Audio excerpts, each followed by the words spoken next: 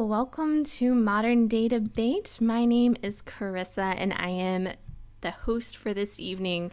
So, really happy to be here and to be hosting both of these great speakers tonight. We are a neutral platform and we host debates on science, religion, and politics. So if you enjoy controversial debates, consider hitting the subscribe button as we have many more coming up.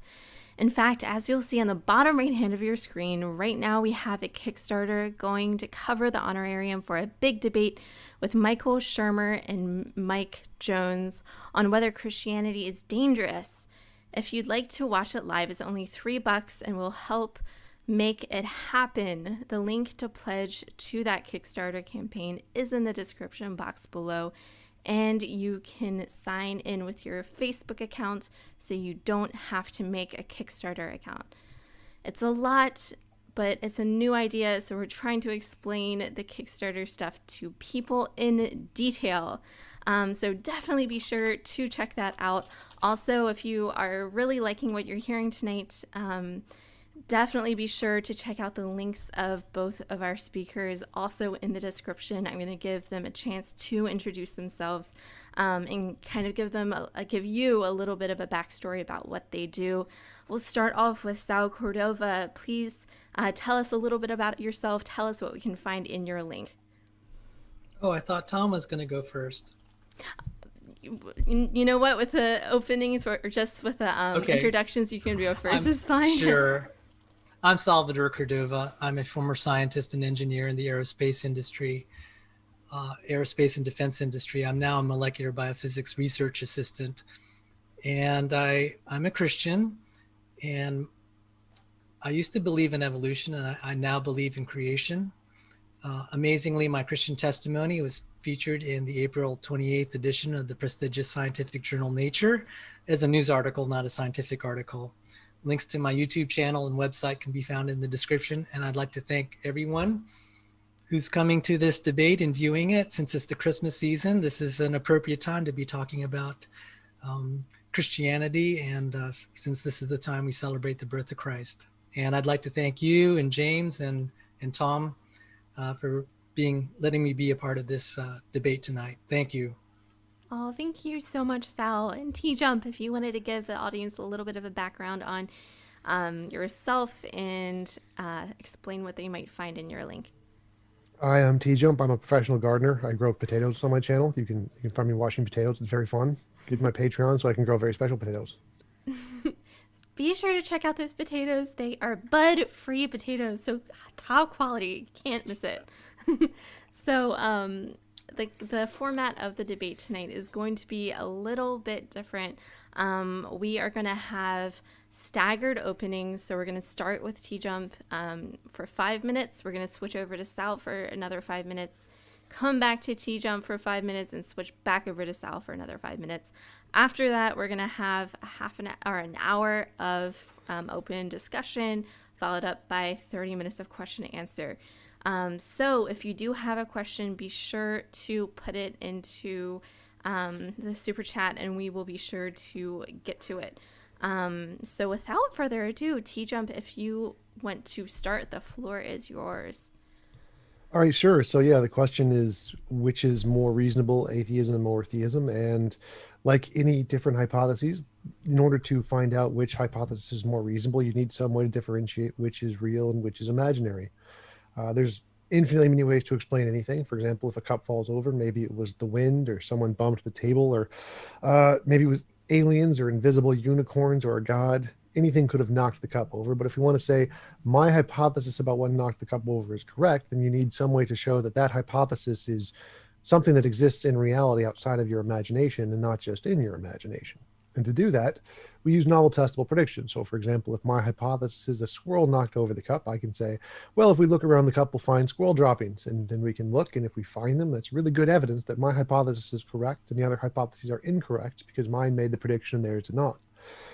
Because theism does not offer any such method to differentiate itself from just being imaginary, it's no different from any of the other imaginary hypotheses, like imaginary unicorns dropped over, or invisible unicorns knocked over the cup. We need that additional metric to be able to show that this thing, this hypothesis, actually corresponds to something in reality. Atheism does this really, really well. In every single academic field, in every single problem we've ever had in humanity, the naturalistic solutions have solved these, have said, you know what, we think this is solved by just an unguided force of nature. If it's caused by an unguided force of nature, here are the things we're going to see if we do these experiments. We do the experiments and we get the results. Theism has never been able to do that. It's never been able to successfully provide, if my hypothesis is true, here is something we will see as a result. It always gets it wrong. And the naturalistic atheistic hypothesis always gets it right. So it's much more reasonable. In fact, it's the only reasonable position is to accept the naturalistic conclusion, because it's the only one that's been able to make successful testable predictions or provide any method to differentiate itself from imaginary hypotheses. And I'll conclude there. All right. Thank you, TJump. And we'll kick it over to Sal. If I could share my screen.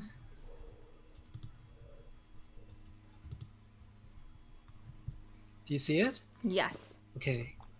The difficulty that someone defending the Christian faith that they face is the problem of the hidden God. It says in the Bible, truly you are a God who hides himself, O God of Israel, Savior. And also, it is the glory of God to conceal things. It is the glory of kings to search things out.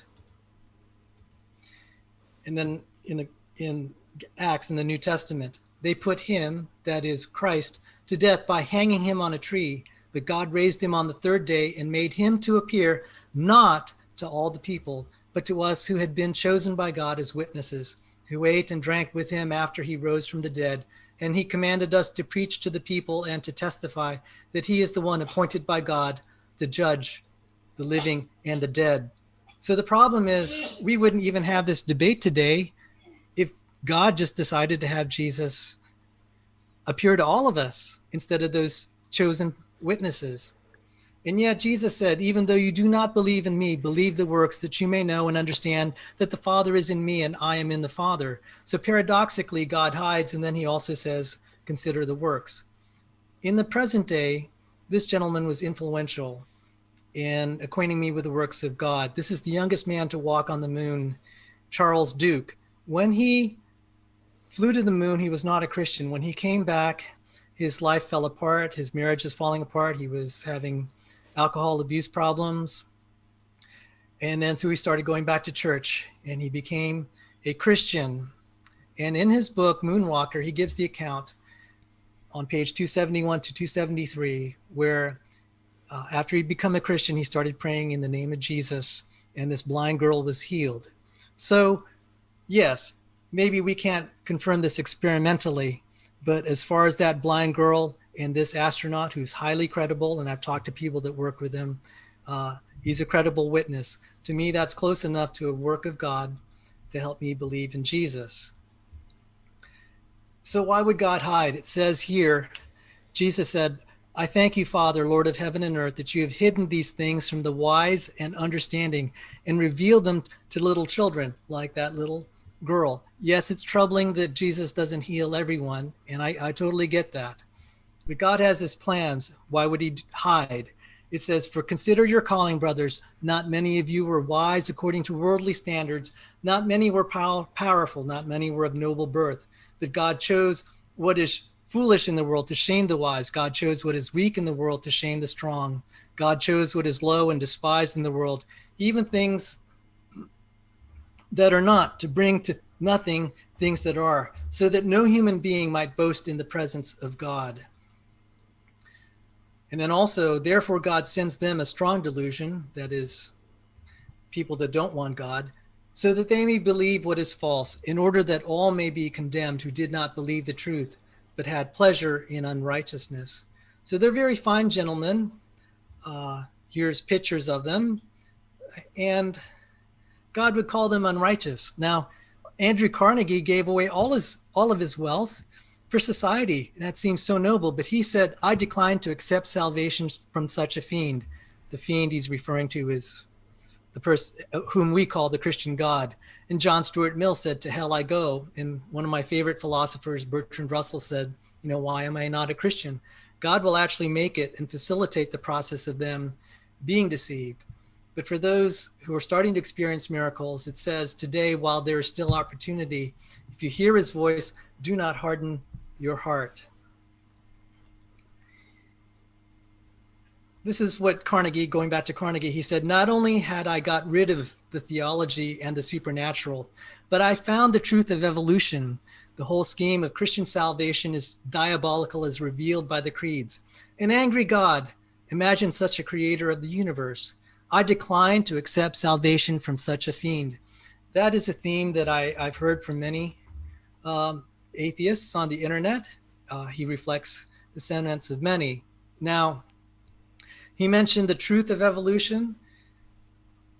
On my website, in the after show, I'll be talking about the reasons I now reject evolution. I used to accept it. I study molecular biophysics. This is a picture of a eukaryotic nucleus.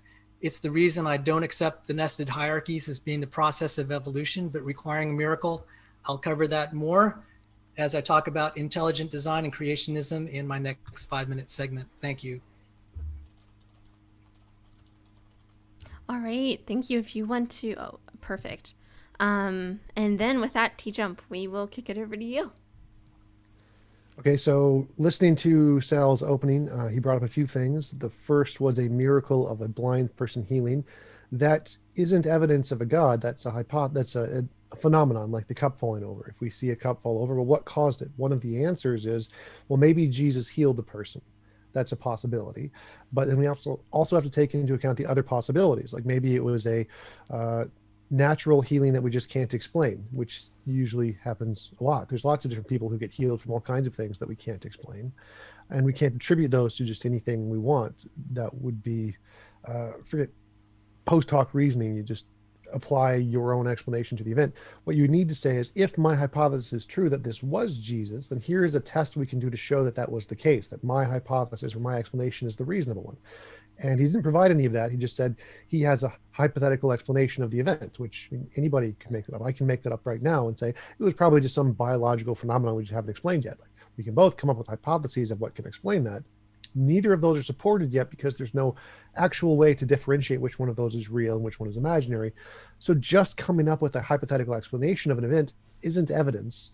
It's just a hypothetical explanation. The next big thing he brought up was the eukaryotic cells. I don't know why he considers that to require a miracle. He hasn't presented anything yet. The consensus in biology is it doesn't require a miracle. It's perfectly natural. The fact that we can't explain certain things in biology is just an argument from incredulity.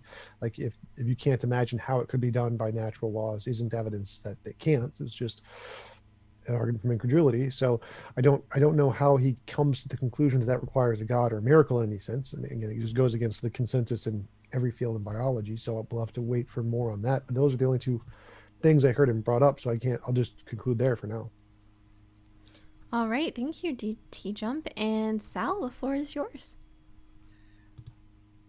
Thank you. Science actually does require miracles.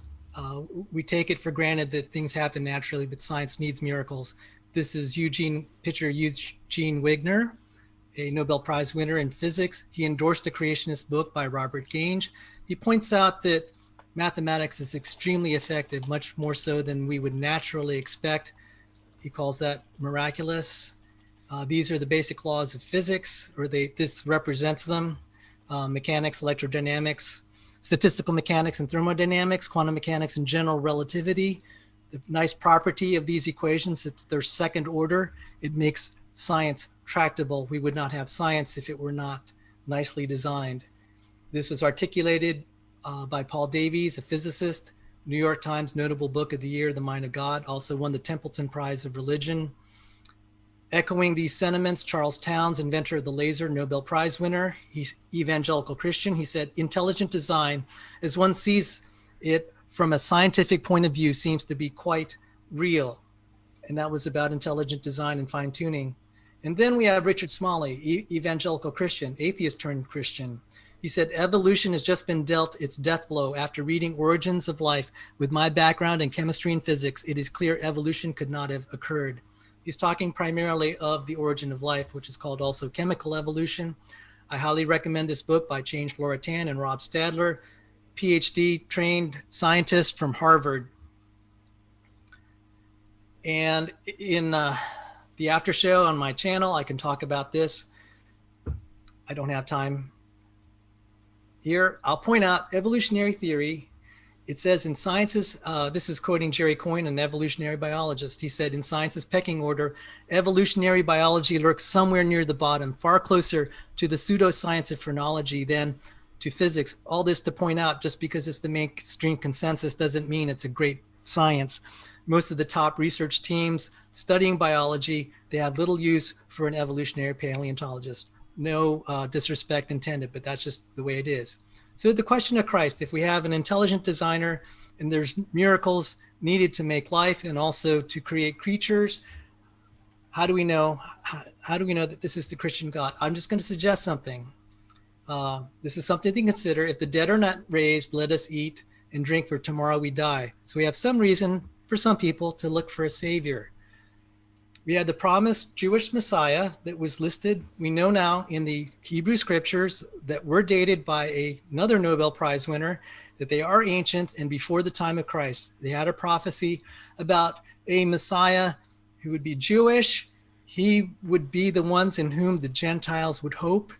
And he would teach he would teach the world about the God of Abraham, Isaac, and Jacob, and the law of Moses.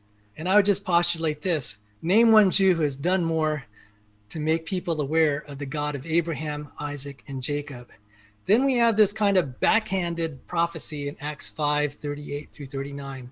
This is Gamaliel, a Pharisee, enemy of the Christian faith. He said, so in the present case, I tell you, keep away from these men, that is Christ's apostles, and let them alone. For if this plan or this undertaking is of man, it will fail. But if it is of God, you will not be able to overthrow them. You might even be found opposing God. So what are the odds that this Jesus would be the person we celebrate for Christmas? I'm taking this from Dr. James Allen. He said he was born in an obscure village, the child of a peasant woman. He grew up in another obscure village where he worked in a carpenter's shop until he was 30.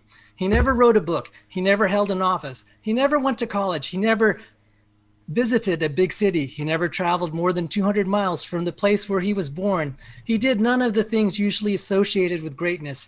He had no credentials but himself. He was only 33. His friends ran away. One of them denied him. He was turned over to his enemies and went through the mockery of a trial. He was nailed to the cross between two thieves. While dying, his executioners gambled for his clothing, the only property he had on earth. When he was dead, he was laid in a borrowed grave through the pity of a friend.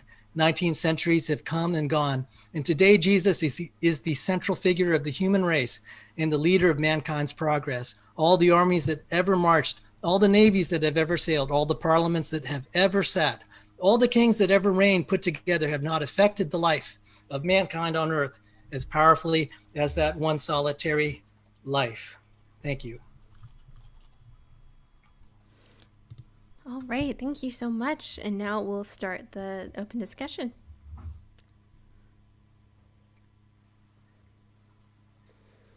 Okay, so nothing that I saw that you presented actually shows any evidence of intelligent design or Jesus at all, as far as I can tell. Like you cherry picked a few theist scientists, but if you could just Google intelligent design, you come up with about 10 academic papers that specifically say intelligent design is a pseudoscientific argument for the existence of God presented by proponents that as an evidence-based scientific theory about life's origins. And you can just read off the academic papers that all list this: the Young and Eds 2004, Pigalucci 2010, Boundary, Martin, Blake, Staffen, Backham, Johann. You just dozens of academic papers that show intelligent design as a pseudoscience, and specifically the reason is doesn't make any testable predictions. It doesn't show any method to show it's correct. It's just an argument from incredulity. We can't understand how this could be done naturally, therefore God, essentially.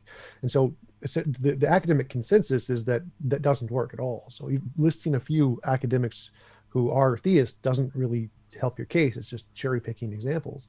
And science doesn't require miracles at all. The unreasonable effectiveness of mathematics is explained just because mathematics is a language that describes reality, like any language. Like math has sentences that correspond to reality, like 1 + 1 = 2. It has sentences that does not correspond to reality, like F = ma × 45. And it has sentences that are self-contradictory, like 1 + 1 = 7, just like English. English has sentences that correspond to reality. There is a tree. It has sentences that do not correspond to reality. I am a Klingon. And it has sentences that are self-contradictory. I am a married bachelor. There's nothing special about the unreasonable effectiveness of mathematics. It's just that some sentences correspond to reality, and we use those sentences to build other sentences that correspond to reality, and we keep building on that. And just as long as we only keep the ones that correspond to reality and get rid of the rest, it makes perfect sense why it does that. So I don't know why anything you presented would actually be evidence. Prophecy, the prophecies of Jesus are not in any way spectacular. They're vague, ambiguous, tell us nothing. I mean, the prophecies in Hinduism would be far better evidence because they actually predict like the age of the earth within 0.03% accuracy. Like that's a good prediction. I mean, if anything's going to be evidence, that's evidence. Like the probability of them getting that right 5,000 years ago is significantly less likely than a random guy being influential in a random city that caused a movement, which happens in every city all across the world all the time, like Buddha, Falun Gong, Muhammad. There's random, like Jonathan Smith. There's all kinds of random people who make influential movements. Causing people to follow you is not special. Guessing the origin of the earth that's pretty impressive. That's some good evidence. So I don't see any of those as in any way provided any evidence that the design is real, is the real hypothesis here. Again, science makes testable predictions. Theism doesn't. Science does make testable predictions. As I said, I had studied science. If I could just ask, what would count as evidence for intelligent design? I mean, does it have to be, would the designer have to show up on your demand in your experiments to believe in him? Well, you would get to decide that. You would say, if my hypothesis is true, here's what I would expect to see, and then we would test to see if we see that thing. So it's completely up to you. So I mean, if it's up to me, then it's satisfied. What it would be for you specifically? What would persuade you of an intelligent designer? I mean, could you postulate what sort of, or you don't know what would persuade you? Well, there's infinitely many things. So it's any novel testable prediction. So you just say, if my hypothesis is true, here is something we don't know yet that we can discover, and then we test it and we discover it, and that would be good evidence. Well, thank you for answering. If you could be more specific, I mean, that seems kind of vague. I'm not where I was headed with this. Why don't I try to explain what I think? Usually in science, we'll say, okay, a testable prediction is we're going to say, if we put these chemicals in a beaker, this is what's going to happen in the beaker. So the problem with intelligent design is, for one, and I totally respect this, I could turn the light switch on and off, control it. Therefore, I believe in the light switch. On the other hand, let's say the intelligent designer is God. The most ultimate test would be to say, okay, God, appear and work a miracle for me. But the problem is with an experiment like that, and this is understandable, it would be very believable if you could just kind of conjure up God when you want and run an experiment and demand he do everything you want when you want, and then you'll believe in him. But at that point, if you can do that to God, then you're effectively God yourself. So it's one of those things where for someone maybe to consider intelligent design, it might be a being who's not going to be subject to our whims and controls. So if the only thing that you're going to believe are things that are predictable and testable according to your criteria, I totally respect that. It is more believable. But if the answer ultimately is a God who has his own will and is not beholden to your whims and desires, then you might not be able to ever believe in him. And therefore, maybe the truth is inaccessible to you.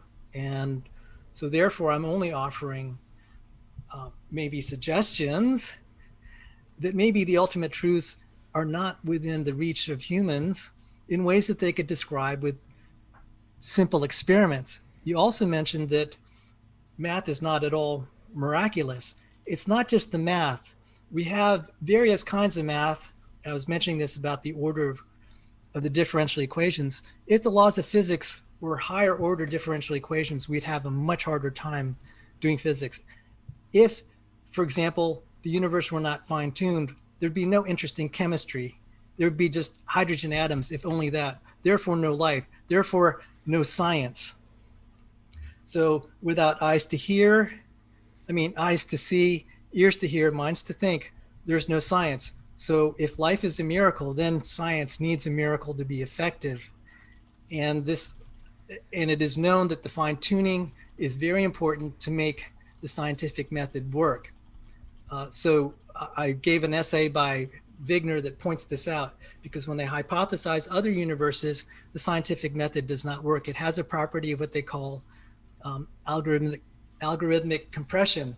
Furthermore, we live in a very special time. The physicist Lawrence Krauss said, in 5 billion years, the expansion of the universe will have progressed to the point where all other galaxies will have receded beyond detection. Indeed, they will be receding faster than the speed of light, so detection will be impossible. Future civilizations discover science and all its laws, and never know about other galaxies or the cosmic background radiation. They will inevitably come to the wrong conclusion about their universe. We live in a special time, the only time where we can observationally verify that we live in a special time. So even the physicists are saying we live in a special time. Some people feel we live in a privileged place. Science works because it is a gift. We take it too much for granted that we're able to do science. Still not seeing how any of that is evidence of a God. I mean, all of that is explained by naturalism and explained better than by theism. The 5 billion year time frame, yes, this is a special time which takes up pretty much a quarter of the existence of all of the universe. So I mean, it's not really that special in that sense. The fact that the universe is consistent in the laws is, again, not special. It's there are going to be some patterns. I've talked about with several cosmologists on my channel specifically about this. Luke Barnes, Hugh Ross, Jeff Zwirink, and several others. Like we've literally gone through this. Like, no, this isn't special. This is just physics. Like everything, all the fine tuning could be explained and determined by explained and determined by a natural law that we just haven't discovered yet. You don't need a God for any of that. The fact that we can discover things about reality is, again, explained by natural law, not a God. God would actually not be consistent with that because God doesn't need laws. And the problem of suffering shows that if there was a God, he'd be an evil monster anyway. So it makes much more sense to just say it's natural. Like there's nothing about that that's special. Like all of that you explained is better explained by naturalism, which is the consensus in physics and cosmology and biology, and every field literally says the opposite of what you're saying. And you didn't really present any reason for what you're saying. You just said some people believe this. Well, I mean, it's nice that some people believe that, but that's not evidence. Like, again, you need evidence. Science doesn't require miracles. No one accepts that. And again, you haven't provided a way to differentiate imagination from reality. You said that if a God is not of the kind that you can test, then you may not have access to believe it. Well, yes, that's true, because you need some way to show that your hypothesis isn't just imaginary. Like there's infinitely many imaginary hypotheses we can come up with. And if you don't have a way to demonstrate yours isn't imaginary, then we shouldn't accept it. That's a problem with your theory, not a problem with me not accepting it. And if there's no way to show that the ultimate nature of reality isn't one way rather than just one of the infinitely imaginary ways, then you're right, we don't have access to it, because it would be no different from just making up magical green pixies run the universe and believing that. So if you're admitting that your hypothesis has no way to differentiate itself from just being imaginary, made up human construction of the mind, then you're admitting we shouldn't believe it. This is not a good reason to lower our standard of evidence just to accept whatever stuff we can come up with in our imagination, just because your hypothesis doesn't offer a way to differentiate imagination from reality. So why do you think that's good evidence? The reason that I think it is good evidence is better than relative to what a lot of the mainstream accepts. A lot of the mainstream accepts naturalistic origins of life. It's not been proven. If you believe it, you're accepting the testimony of other people on their word, and you have no experiments. So relative to imaginary stories, yours is just as good as anyone else's at this point, except accepted laws of physics and chemistry do not say that life should naturally arise. The natural The equilibrium condition of the chemicals that make up life is the dead condition. There's something called the asphalt paradox that an origin of life researcher pointed out. His name is Steve Benner, and he's an astrobiologist. He said it's the natural direction of undirected organic chemicals is to become useless asphalts. They're not going to spontaneously evolve to life. And that's why we have things like the law of biogenesis, that life comes from life, or Virchow's law of, cells coming only from pre-existing cells. It is not spontaneous. So you're relying on what other people say, and you're not articulating the reasons why that it should be natural. That's just a faith statement on your part. It's not proven. You don't have experiments that life naturally arises. That's a faith statement. And then with regard, I'm glad you talked to Luke Barnes. He's a fine cosmologist, fine physicist. And I'm surprised you're coming to the conclusions that you have, because I just pointed out, he pointed out to you, I'm sure, and he pointed it out to me because I saw him talk about it. He said most hypothetical universes, if they were not fine-tuned, would not have the chemistry, the rich chemistry that enables life. With no life, there's no science. I think that's rather obvious. If there's no life, there's no science. That's at least one of the premises. That's one of the inferences we get from fine tuning. So I thought, and I don't mean to, I'm not trying to misrepresent you. If I heard you wrong, my apologies. Did you say that you believe that there's a natural law we've not yet discovered that would explain this property of fine tuning? If I misquoted you, yes. My apologies. That's correct. That is the consensus in physics, that there is something. Okay, so that's not something we've experimented in. You accept it. That's a faith statement. You don't know that that's actually true. It's okay. That's what they believe, but we don't really know that there really is a law. That's a pure faith statement. Same for the origin of life. No. Same for that's a faith statement. Nope. They believe that there's a natural law that we've not discovered yet. So let me address They're that. They're appealing to something that's not discovered yet. Is that correct? Let me address that real quick. So all of the models in physics are combinations of principles, particles, and laws in physics that have been confirmed to exist. So for example, the multiverse hypothesis, which is one of these, is a combination of vacuum states and early universe inflation. Early universe inflation was discovered by Guth's early universe inflation, confirmed by predictions in the cosmic microwave background, so that we know exists. That is real. Vacuum states were confirmed by it starts with a C, Coriolis, something effect. Forget it right now, but that's been demonstrated in the lab. We know both of those things are real. So the multiverse theory takes those two things, which we know are real, combines them and says, what is this going to produce? Now that combination hasn't been discovered yet. That's true, but all of the pieces have. So here's the difference. The theist hypothesis says there is an all-powerful, all-knowing, all-loving, personal, conscious agent. None of those things have been discovered. They're just taking hypothetical things that have no evidence, compiling them together like saying there is a magical, non-physical spaghetti monster that created the universe. Completely incoherent gibberish. Whereas the scientific hypothesis takes only things that have been demonstrated to exist and puts them together. So the scientific hypothesis is infinitely better in physics to better explain the fine-tuning than magical, non-physical, anthropomorphic immortal. That doesn't work. That's not none of those properties are supported by anything in reality, whereas all of the properties of physics are supported in reality. And since we're combining just things that have been demonstrated to exist in our hypothesis, that hypothesis is better. So we do have better evidence to conclude the fine-tuning is naturalistic, an undiscovered natural law than a god. Same with abiogenesis. Abiogenesis, we have made discoveries of single-celled organisms, and we've found out, oh, if these are going to produce multicellular organisms, we will see this occur in this kind of experiment, which we discovered in algae. We've discovered that if RNA is naturally produced by unguided natural processes, we will see it occur in this environment on clay. And, oh, we discovered that. If cellular corpuscles will be produced naturally by undiscovered laws, we'll see it in this natural process, which we also see on clay. So we do have experiments that show that all of the naturalistic steps are being seen in labs under conditions that we would expect to be seen if it's purely natural. So we do have experiments. So again, the natural hypothesis for abiogenesis is we make predictions about how life is going to form in these natural conditions. We do experiments, we see that we get them right. Theism is we can't imagine how this is done. can be done, therefore God. So the theistic argument is an argument from incredulity. We can't imagine how it's done. The naturalistic explanation is we can do experiments to confirm our hypotheses, and we do over and over again.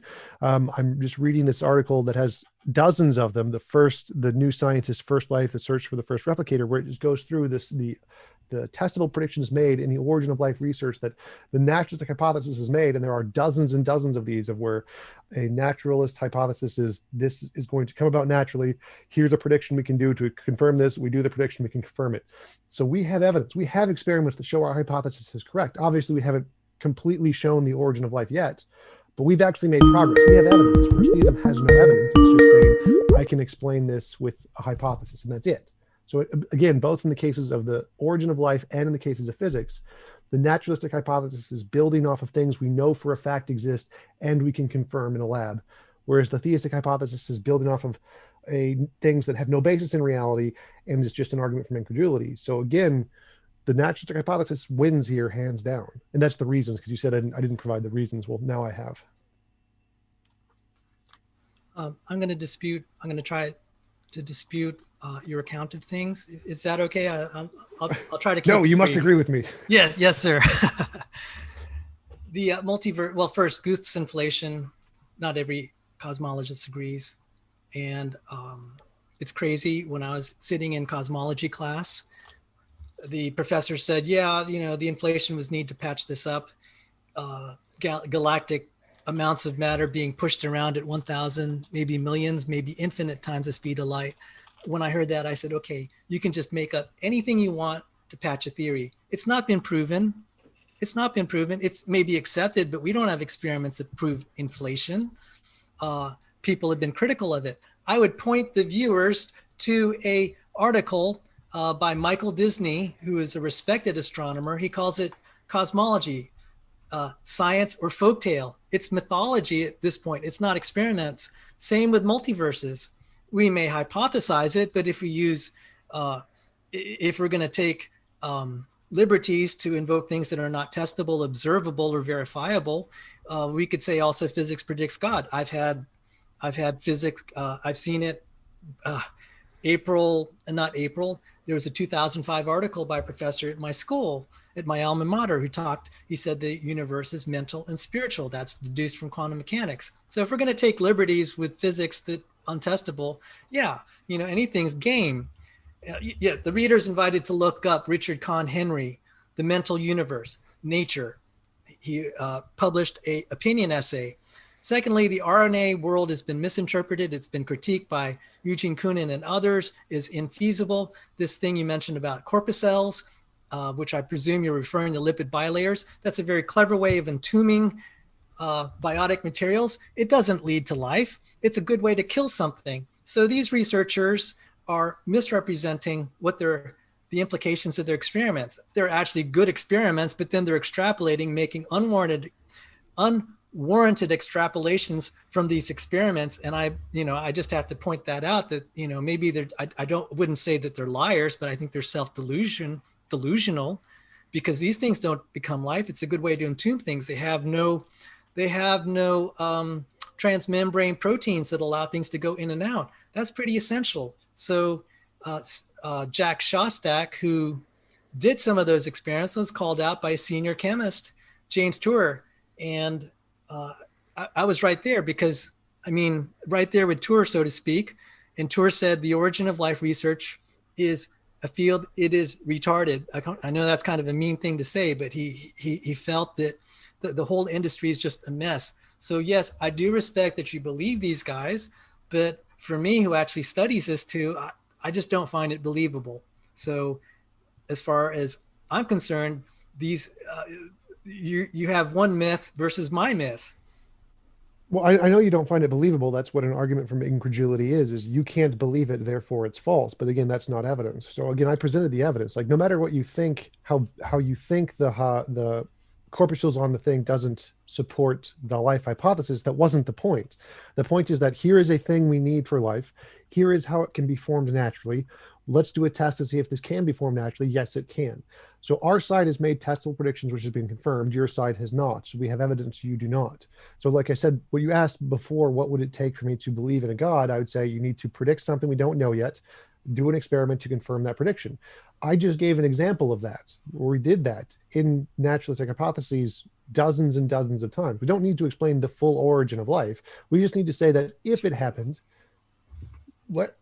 I'm sorry. I didn't mean to be rude, TJump. Oh, sorry.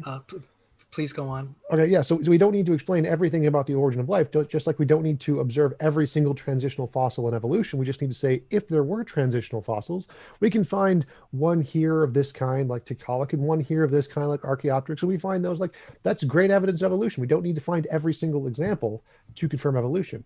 The same thing applies to abiogenesis. We don't need to find every single example of every single stage that led to the life we have now.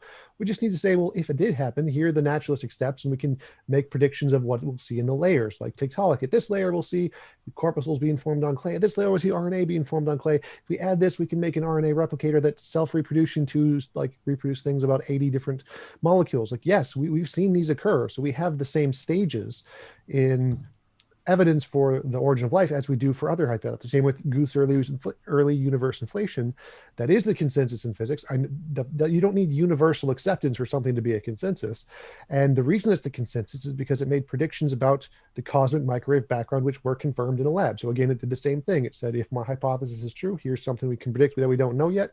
Do an experiment and confirm it. So that same standard I asked for, that I said I would be satisfied with for God, has been met for both abiogenesis and the cosmic microwave background. And I can't remember the effect. I still can't remember the vacuum energy effect, but all of those things have been demonstrated in a lab. We have evidence for those things, whereas we have no evidence of designer. That doesn't exist. It's just, as you said, you can't imagine it to be the case because it's too complex. That's literally an argument from incredulity. It's not that I can't imagine it. The problem is they haven't proven anything. They've only proven that they can make something that will kill life. And then they've advertised it as a step in the right direction. I find that self-delusional. That it's not a matter of me being incredulous, having incredulity. I'm just pointing out a fact. A lipid bilayer without transmembrane proteins is a way to ensure life does not evolve. I don't know why it's so hard for some of the, well, I think I understand the mindset. Yes, it's easier to believe the natural, it's nice to believe the natural and that it will explain things. Most people are not going to apply for a grant and say, oh, we're going to figure out how this is explained supernaturally. I totally respect that. And people want, that's their ambition to be able to use the principles of physics and chemistry to explain things, or maybe they discover certain new laws or principles that they didn't see before. But that experiment that you cited with the lipid bilayer, that violates textbook cell biology. It just doesn't work. I mean, that's why we have transmembrane proteins. I've studied some of those.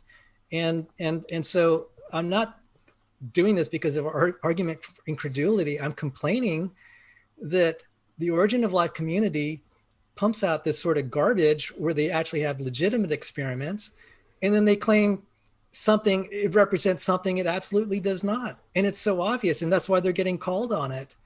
And,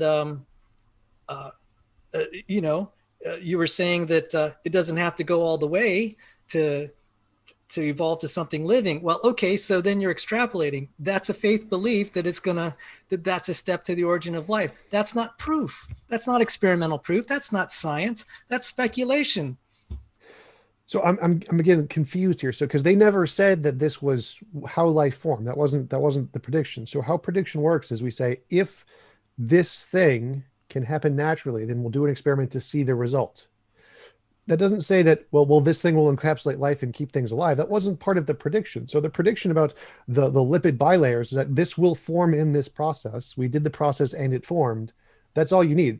What you're complaining about a secondary abstraction that has nothing to do with the evidence. Like the evidence is if we make a prediction that this is a naturally occurring event, we will see this result, the lipid bilayers being formed. We do see them being formed in this process. That's evidence. That's how it works. Then you're complaining that, well, we can't use that about life because those are different things. They made the prediction. They got it right. You didn't. That's what counts as evidence. They knew this was going to happen. before we ever tested it, they knew this was going to happen naturally, and they got it right. That's what's evidence. It doesn't matter whether or not that relates in some way to some other fact that they didn't bring up. The fact that they could predict it before we knew it and got it right, that's great evidence that their hypothesis is leading us in the right direction. In the right direction being toward life, I would have to disagree. Towards whatever their hypothesis is. So it doesn't matter. Their hypothesis is that there are magic pink leprechauns in the middle of the universe, and that gives them some insight about the universe to make predictions, and they get them right. That's evidence of magic pink unicorns. So it doesn't matter what the hypothesis is. If it can make testable predictions to give us knowledge that we don't know yet and get it right, that means that hypothesis is more supported than any of the others that can't do that. So if there's a hypothesis that life will not naturally arise, we have many more experiments that shows that that's true. We find that's Virchow's principle. Cells come from pre-existing cells. There's nothing that says cells, except by statement of faith, that cells come from biotic materials that aren't cells. We don't see examples of that. That's a very strong prediction. That was sort of the beginnings of that was with Pasteur's swan-necked experiments, where he demonstrated against spontaneous generation. And now that that's the older theory. Then they came up with a biogenesis theory, where they thought maybe life can spontaneously arrive just once or a few times in the deep past. But we have many of experiments that show that this is not feasible. And there's a list of paradoxes that Steve Benner put out, one of them being the asphalt paradox. He also has the water paradox, this single biopolymer paradox, all these paradoxes that indicate life should not spontaneously arise. These are based on structure chemistry and just basic principles of how chemicals work. And that's a very good prediction. That's why we don't see life spontaneously arise in the lab. Cellular life or anything of comparable complexity. That's a strong prediction. What that is saying then, if we say life is a miracle, we don't expect life to arise naturally. And everything we've seen in the lab shows that life is not going to arise naturally. It's only been misrepresented to the public as such. And this lipid bilayer one is a case in point. If they're representing it as a step in the right direction, my jaw drops, because that's a dead end. That's a dead end, as I said, because it lacks transmembrane proteins. Anyway, I don't want to belabor this point. I'm fine moving on, because we're not going to agree, and I've kind of. Well, I don't even understand your position here. So a novel testable prediction is, you say, here is something we don't know. We can predict that it will occur if we do an experiment, then we do the experiment and see it happens. You haven't done that. No, I said, I'm sorry. I didn't mean to interrupt you. Go on, Tom. Well, so all you did was you gave a bunch of paradoxes, which are just that guy's imagination about what he thinks can occur, which isn't evidence. It's just his hypothesis. And if you think that's true, you would then need to say, if that's true, here is something we don't know yet, and do an experiment and confirm the results. Then that would be good evidence of his hypothesis.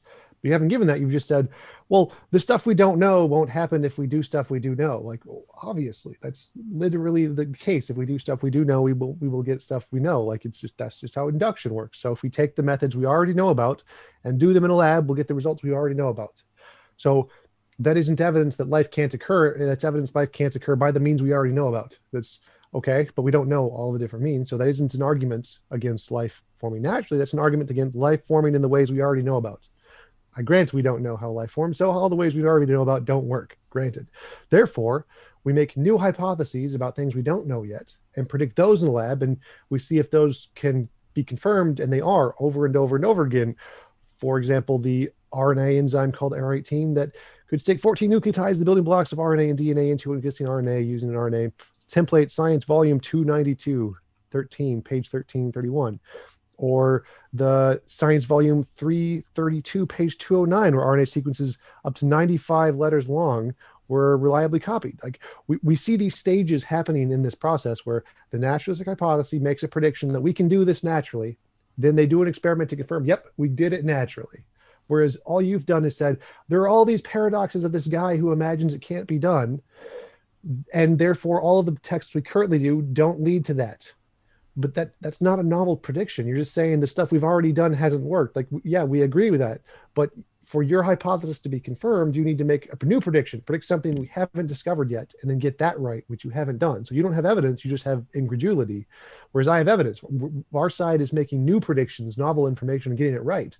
Your side is saying all the old stuff that hasn't worked yet, and it's going to continue to not work. Like that's not a prediction. Yes, it is. It's going to continue not to work. That is the hard prediction of the paradox is the origin of life. One can look this up, and I point the listeners to the article. They can Google it. The title is Paradoxes in the Origin of Life. It's by Stephen A. Benner. He's an origin of life researcher. We can point out the prediction of these paradoxes is that all origin of life scenarios will fail. Will fail. It will never, you'll never succeed. You'll never succeed building a perpetual motion machine, okay? Doesn't matter how many attempts one makes. There are certain physical laws that you can't build things.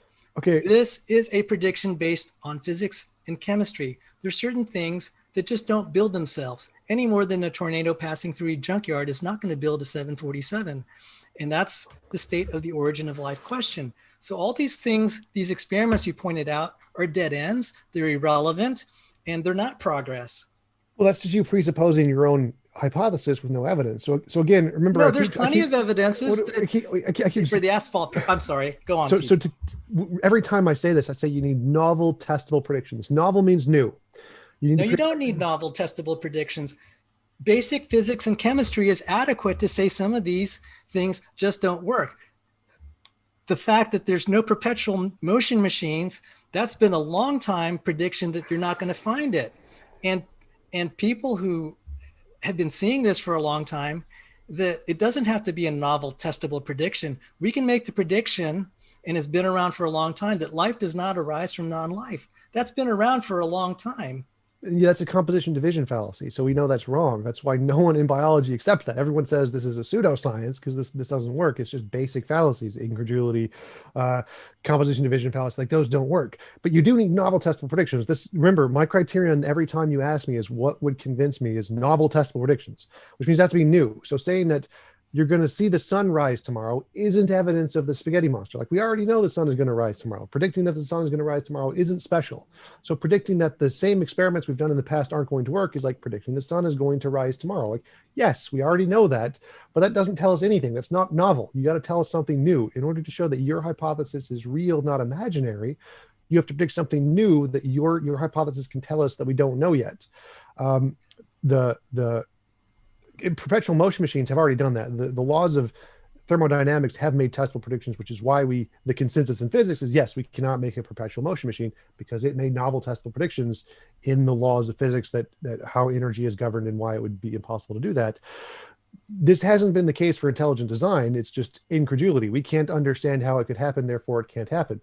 There is no logical contradiction in life coming from non-life. It's literally every part of life we've ever discovered is non-life. Like every particle in my body has no life in it, but if you put the pieces together, you get life. And look, there's lots of particles over there in that computer. If we put them together in the right way, yeah, we can get life. So there's no logical contradiction in that. And so if we can find natural processes that do the steps along that way, then yeah, we have good evidence that's going to occur. And you complain that, well, we don't see a complete forming cell coming from a naturalistic biosphere. I'm sorry. Why is that unreasonable? You're asking evidence of me, and I'm asking the same of you. And what I'm just trying to point out is, one, you're appealing to something that you're extrapolating. You don't have direct proof either. You don't have direct proof. I mean, that's what would be required, is to see something of comparable complexity evolve. That doesn't make any sense at all. Sure it does. If you're applying that standard to me, I'll apply the same standard to you. You're using faith, you're making faith appeals to things that have not been proven in their entirety. Well, I met my standard. Remember, my standard was novel testable predictions. I didn't say create the entire origin of life from nothing. I said novel testable predictions, like a novel testable prediction of RNA on clay, a novel testable prediction on corpuscles on clay, a novel testable predictions on multicellular organisms. All of those were novel testable predictions that were confirmed. So that meets my standard. Like I didn't say you need an entire life from nothing. Like obviously that's not going to. I'm pointing out, yes, I agree with you. It meets your standards, and your standards are misplaced because they don't. They're basically faith-based, that you think that this proves your naturalism. your naturalism's faith-based. And, I respect that. I'm not trying to point, I'm not trying to disrespect that that's your view, but you haven't proven it. You haven't proven that naturalism is the cause of everything. I agree. Especially in the case of the origin of life. No, I agree with you. It may have met your standards for belief, but it's still a belief. It is not a scientific proof. It's not a scientific proof life arises naturally. Right. I agree with you. Okay, go on. So we haven't proven the origin of life yet. I totally agree. Like, no one's claiming we've proven the origin of life yet. What we're saying is that our hypothesis is better than yours because ours actually has evidence. Like, it's not sufficient to claim that it's been proven in a lab. We obviously grant that, but we actually have evidence. We have evidence that ours is indicated to be true because we can make novel testable predictions. Yours can't. So asking that we create an entire evolved cell that is a product of millions of years of added layers of complexity, well, obviously we're not going to see that. The origin of life is going to be extremely simple. It's going to look nothing like modern cells. Modern cells are a product of billions of years, millions of years of evolution. And so obviously the origin of life is going to look nothing like modern cells. They're going to be incredibly simplistic by comparison. So we're not even trying to make a modern kind of cell in the lab. That's not even something that we aspire to do because that would take millions of years of evolution. We're just making something far simpler. And so your standard of evidence seems to not correspond to reality because we're not making those claims. We're not making the claims that you seem to think that we need to substantiate. We're making far simpler claims that if our hypothesis is true, we can predict something in a lab and get it right. You can't. No, I'm afraid not. You see, you're representing these trivial, irrelevant experiments as sufficient. I'm saying your standards are not high enough for proof. If you're going to claim it arises naturally, it has to go against all the known chemistry and physics articulated in the paradoxes in The Origin of Life by Steve Benner. But no one accepts these aren't stuff. novel. These aren't novel predictions. These are standard things that we understand. We've known it ever since Pasteur's experiments, that life does not spontaneously arise. It doesn't happen naturally. And there are reasons it doesn't happen naturally, and they're articulated. I referenced a book written by a cellular molecular biologist who had her background in physical organic chemistry. And she just ripped to death, just like James Tour did, this whole origin of life fiasco that's just a farce, that's just pretending that they've solved anything. They have not. It's just all this pretending. Because why am I confident to say it? Well, you're lowering the standards and just saying that these are good enough. I'm saying they're not good enough because these things devolve according to, like, say, the asphalt paradox. You just leave these organic chemicals alone, they're going to become useless. They're not going to evolve to life. That's a testable prediction. And it doesn't have to be novel. Okay. So it doesn't mean you have to necessarily, it leads to intelligent design. But on the other hand, neither that any of the experiments that you've cited show that naturalism is feasible, that it's adequate to create life by itself. I don't think physics and chemistry. It's just that simple, because all the physical and chemical experiments we've shown have shown that it's not going to become a cell. You're appealing to millions of years. So yes, it's practically not testable either.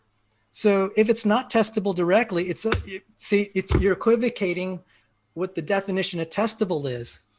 Well, you have one standard of what is a good test. I have a different one, and I'm pointing out the one that I proposed is much more substantial and much more important. So you're saying, oh, we had a test, we had this, we had this RNA. Life is not implemented with the kind of RNA catalysis that's there. It's a totally irrelevant experiment. You need to have translation systems. You need the proteins, just all sorts of things. You need metabolism. I mean, goodness, all these things are just being misrepresented as steps in the right direction, and they're not. So again, I don't think you understand my argument here. So I agree we haven't proven it. I'm not arguing it's proven. I'm saying ours is more reasonable. So what makes one more reasonable is if I can take an not emotionally charged example. If I think that there are magical pixies that are causing the wind, and you think there's a God that's causing the wind, if I can predict something, like anything, is that, well, if we go to the other side of the planet, the wind will also be blowing, and you'd predict something differently, then that's evidence of magical pixies. Like, it doesn't matter what the hypothesis is. If I can make predictions and get them right, mine is better than yours, regardless of what the hypothesis is. If I predict there are square circles and I can make predictions about reality that you can't make, my hypothesis is better than yours. Your imagined contradictions or paradoxes don't do anything. Like, if I make predictions and get them right, my hypothesis is better than yours. No matter what complaints you have about the hypothesis, it doesn't make a difference. Mine tells us something about reality, yours doesn't.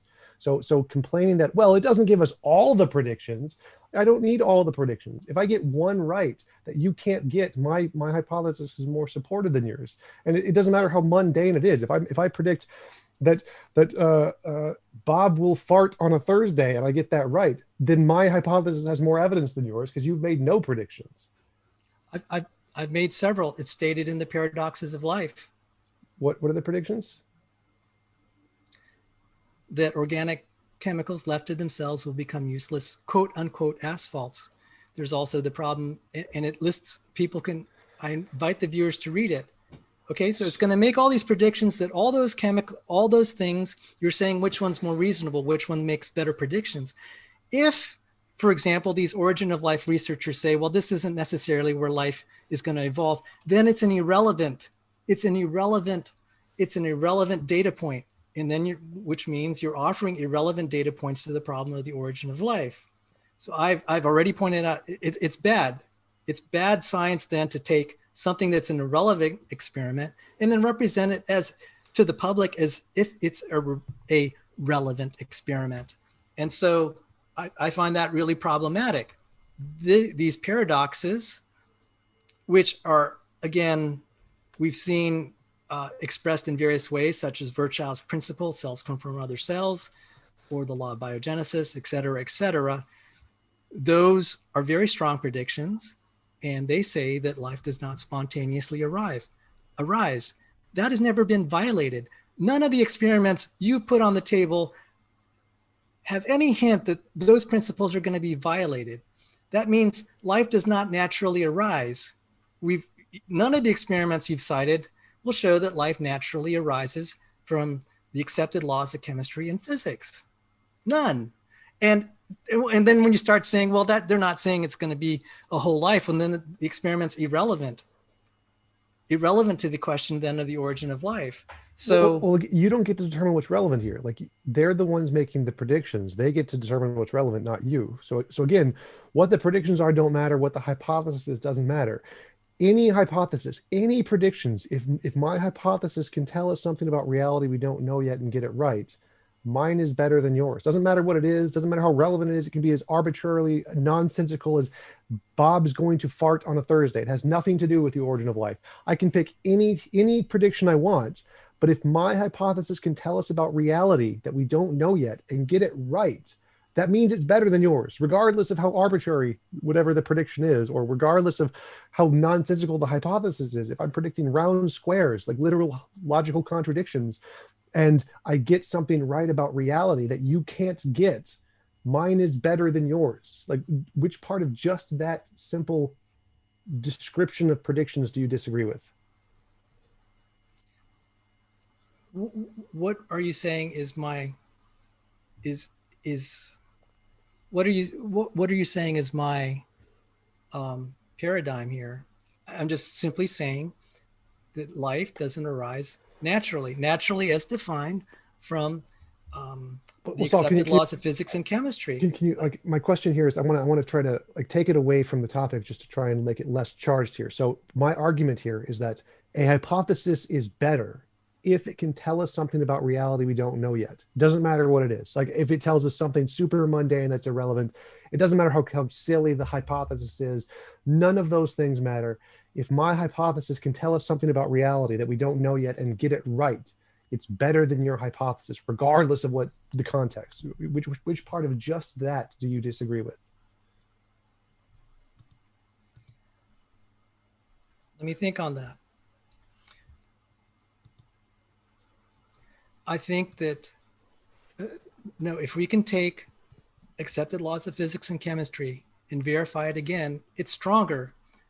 especially in the case of the origin of life, what we're trying to establish is I'm trying to show that there is a phenomenon that is not explainable, that is not consistent with the ordinary operation of physics and chemistry.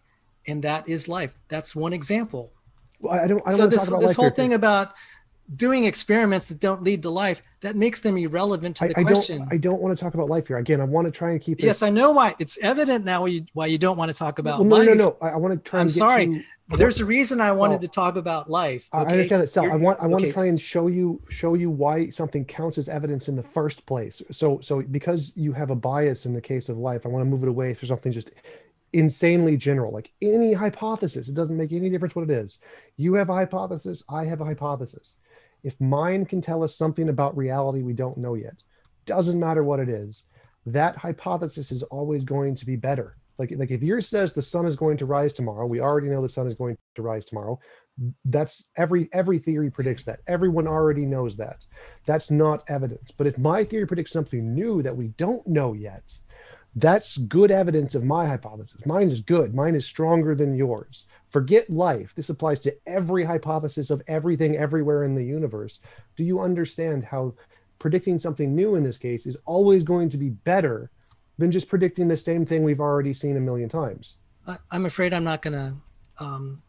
I respect your interest in these general discussions of what's better or worse, and that you don't want to talk about life. And I understand that. And so you want to talk about one thing, and I want to talk about life, because life, to me, is an example of something that I think doesn't agree with the normal operation of physics and chemistry. Whatever you make of it is up to you. So obviously you want to talk about one subject and I want to talk about another. That's the situation we're in right now. And I know we're going to end up talking past each other. You asked me a legitimate question, and I don't have the answer about these general things about specific hypotheses and then about this flatulence on a Thursday. That's just not something I'm going to get into. All right. I'm not trying to disrespect your question, but I'm just like, well, that may be important to you, but life, the question of life's origin is pretty important to me. And Right. So we're just, I'm sorry. I'm afraid we're just going to say that, okay, well, you want to talk about one thing, I'm going to talk about another. And I don't know we're going to get very far. Right. With a discussion like that. And, well, I already explained why life is better explained under naturalism, and you didn't understand my argument. I don't think you did. I'm sorry. No, I understand that. You don't understand it. That's the problem. You didn't understand the argument. So I'm trying to go to a more general example to help you understand the argument.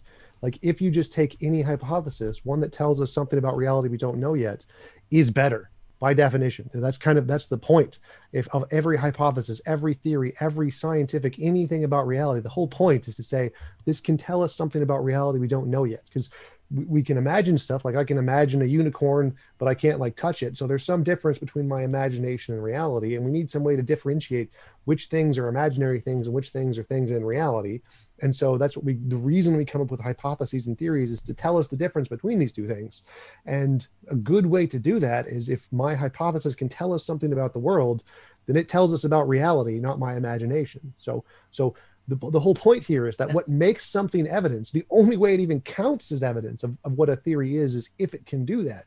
And all you're saying is, well, we can't, there's the stuff we've already seen, we'll see it again. Like, okay, but that doesn't count as evidence. Like that's not telling us anything about reality we don't already know yet. That's post hoc rationalization. So the whole point here is that if you don't understand what counts as evidence, obviously you're not going to see, if I show you evidence, you're not going to recognize it. So you need to understand what evidence actually is first. No, science thrives on repeatability. Just because an experiment is repeated on a long accepted theory that actually strengthens this. That actually makes it better. The more experiments we have. So I would not be too quick to say, oh, a novel quick prediction, because we can take, like, say, this asphalt paradox and then show that lipid bilayer is going to be a dead end, which it is. I mean, we call that lipid bilayer experiment by Jack Szostak, that's a cell that's had its guts taken out and just filled with garbage. I mean, that's what's going to happen. It's not going to become life. that's a nice way to kill a cell and make sure it never becomes anything but something dead. It's not going to be anything anywhere near the complexity of cellular life. So it's not, I don't think that we should demean a pre-existing accepted law just because it's old. Some of the best laws in science are the ones that are repeatable and has been vindicated by the test of time. And so the ones that I've articulated, it's not imagination. This is based on experiment and chemical theory. The thing that is novel is that violates that is to claim life can spontaneously arise over millions of years. That is one, not really practically testable. So that's a faith statement. And any of the experiments done so far, I don't see that they're even of adequate quality to overturn the paradoxes I put out. So yeah, I had to really think about what you said. Is this new novel prediction better than the old one? I'm just like, I don't think so, because the old one will supersede it in the big question of whether life can originate. So I think the paradoxes, and I gave the paper, that'll trump any of these other new prediction experiments that, if they're advertised to solve to be on the way to solving the origin of life problem, it's just, I don't think they're very good. Okay. I don't think they're as good as they're being advertised in the popular press. Now, I know you have high regard for them. I have very low regard for them. And I said the standard is that they create life. And I don't think that's unreasonable. Okay, so you said... I hate to jump in here. But if you both are okay with it, TJump, if you want to go ahead and respond, and we can move on to questions. Is that good with both of you? Okay. Tom, I'm fine with that. Okay, so yeah, just to respond, like he said that the consistency of past predictions outweighs the novel predictions, and I would say that's just obviously false. Like the one novel prediction of Einstein, that the bending of light around the sun overturns Newtonian gravity, with had literally billions of predictions confirming it. So the fact that we have consistent predictions of the past is in no way better evidence than one novel prediction just overturns all of that, which is how we get, like, pretty much every scientific revolution is based on those one novel prediction that we didn't know yet, like Einsteinian gravity, or early universe inflation, or the expansion of the universe, or the origin of the diversity of life. Like, all of those are just one new prediction was made, it was confirmed, and then we got it right. And literally the argument Saul was making is the same one made against Einstein. Well, space-time can't bend. We've always seen it work this way in the past for Newtonian gravity. Therefore, your argument is wrong. And with one new prediction, it overturned everything and changed the entire spectrum of what physics was, because he could predict something new and got it right. And that's exactly what we're seeing with abiogenesis, which is exactly why the consensus is on my position. We accept this as evidence because this is real evidence. If you want to do a quick response, if that's okay. Yes. All the experiments you cited did not overturn the paradoxes I've outlined, or really more properly, Steve Benner. So it's incorrect to represent it as overturning the paradoxes I've outlined. These paradoxes were not written by a creationist, by the way. All right, and with that, we can go ahead and move on to the questions. The first one is from Decepticon Forever. They say, Sal's a smart guy, but he's defending a 2,000-year-old testimony that's an incomplete compilation, which is based on even older fiction, and he should stop. Oh my. In response to that one, Sal? Yeah, Skepticon, thank you very much for your super chat and your kind words about me being smart. So, Merry Christmas. Sounds good. Next one is actually from the same person, Decepticon Forever. They say, Galacticus eats plants on the other side of the galaxy, and he's coming to Earth one day per the comics. I believe it, but I can't prove it to anyone. So, can you read that again? I want to. Yeah. Thank you for being so generous. No, I want to try to give a response that's adequate. I understand. If I don't quite get it, I'm going to try. Okay. I understand. I read it a little weird because I don't have my context. All right. Galacticus eats planets on the other side of the galaxy, and he's coming to the Earth one day per the comics. I believe it, but I can't prove it to anyone. I think that's a parable of what to do when you believe something and you can't prove it. And what I've tried to say is that some of the things that my colleague here, TJump, was pointing out, and some of the things he's articulated, I was trying to point out that some of his claims can't be fundamentally proven either. It is being represented as actually being scientific and empirical, and it's not. So Gotcha. right now, I just tried to level the playing field. All I could say is that at a personal level, you consider that case of Charles Duke and a little girl, and each person has this decision, and I'm not going to tell them what to decide. But and I've gotten interesting answers to this. If you were that little girl, or you were the blind beggar in the account of John 9, and you were healed in the name of Jesus and you could see, would you follow the Christian God the rest of your life? Or are you going to look for naturalistic explanations? I've gotten straight answers from people like Tracy Harris, who said that they're going to look for naturalistic explanations.